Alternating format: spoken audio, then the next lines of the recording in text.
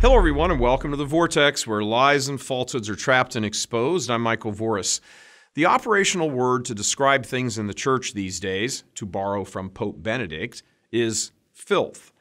And while the filth all comes in a number of different varieties, it's all related.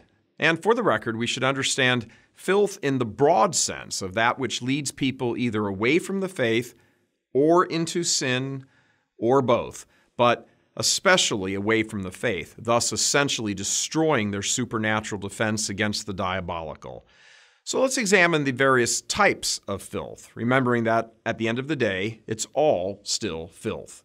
There is, of course, the headline filth of homosexual predation on both adults as well as minors, but that's not the only filth. There is the theological filth of the past 50 years, and this has many facets to it. From the insanity that we have a reasonable hope that all men are saved, to what amounts to a universalism that all religions are essentially the same and lead to God, to the demonic notion that your conscience, even uninformed or even malformed, is the final arbiter of truth. All these individual pieces of theological filth are interrelated, each one feeding and feeding off the other. Then there is the liturgical filth manifest in nearly every parish, the lack of reverence in Mass, the failure to understand the Mass as a sacrifice, not a mere meal, the emasculation of many priests, the horrible childish preaching, the non-stop emphasis on emotionalism, the focus on the community as opposed to the worship of God. Moving down the filth list, we come across the particular filth of the acceptance of heresy. Many converts from Protestantism will tell you that more and more they don't see that much of a difference between what they converted from and the church they converted to. That's been intentional. Whatever the motives, and that depends on who you're looking at, there was and continues to be an intentional push to make the church appear and sound more and more Protestant. Protestantism is a heresy, with its emphasis on personal relationship with Christ outside of the church, the sacraments, devotions, etc. Yet, more and more, church leaders continue to peddle these heretical beliefs as somehow able to be interpreted as Catholic, the Alpha program being the most notable, but by no means the only one. The distinctions between Catholicism, the one true faith, and the 40,000 different heretical sects which comprise Protestantism, they're simply downplayed in classrooms, pulpits, writings, you name it. Wherever a Catholic lives, you will find a Catholic priest shortchanging the faith and handing over spiritual poison to the faithful.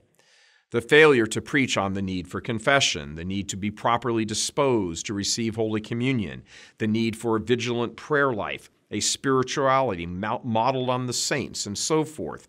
The majority of Catholics hear none of this the majority of the time. That's filthy, because the lack of this knowledge leaves them defenseless against the attacks of the devil. But the underlying point is straightforward. All of this filth, all from the same source. It's all from the same source, just expressed differently at different times in differing ways.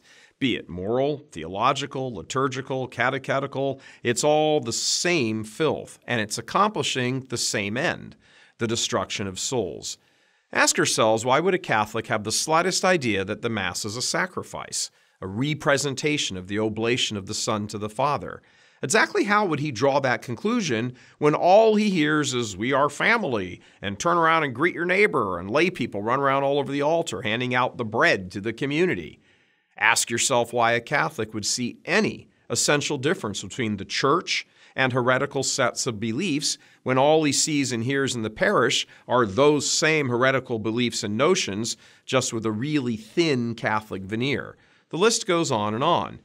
The Catholic faithful have been assaulted from every side and in every way from Catholic leaders for the past half-century, and now they have been reduced to a remnant, the authentic believers. Those who still go to Mass but do not either understand or believe the faith will disappear soon enough as they die off, their parishes continue to be closed, and their children and grandchildren never come into a Catholic parish. All that will be left from that crowd is some vague memory that Grandma, I think, didn't she used to be Catholic? She was, wasn't she? Whatever. This has been a master plan to repackage the faith, to break from tradition for the past half century and give the devil his due in all of this. He has been wildly successful. For any Catholics out there who are perhaps coming around to this reality but still aren't sold on it, who thinks clapping in Mass and girl altar boys and so-called Eucharistic ministers are okay? Any of you?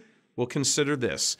Even if those things and many others were well-intentioned, and they weren't, you have to admit that they have been a colossal failure. There are now fewer parishes in the U.S. than there were when all of this began in 1965. And while owing strictly to overall population increases, the raw number of Catholics has increased, there are fewer going to Mass and receiving the sacraments than, again, back in 1965. Open your eyes, just like we had to here at Church Milton when all this became undeniable to us as well. Do you believe the church is the means to salvation? Do you believe there is no salvation apart from the church? Then if those doctrines of the church are correct, notice the word doctrines, then wouldn't Satan want to destroy the church? And if he wanted to destroy the church, what would he do? How about introducing, little by little at first, a level of filth and poison so as to corrupt the clergy who are the bearers of the sacred? He went after them at the Last Supper in the upper room, and he hasn't stopped since. All this filth has one goal: your damnation, and the same for your families. God love you. I'm Michael Voris.